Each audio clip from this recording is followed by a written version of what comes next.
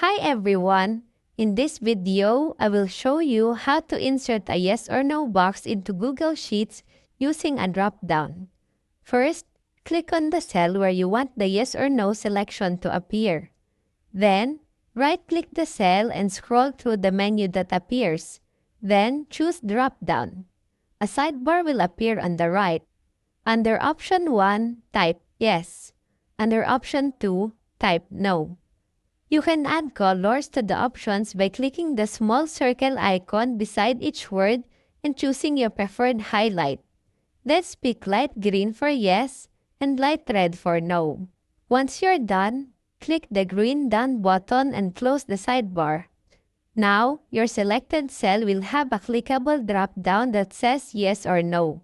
To copy this formula down, hover your cursor over the bottom right corner of the cell until your cursor transforms into crosshairs, then drag downward. So, that is how you insert a yes or no box in Google Sheets.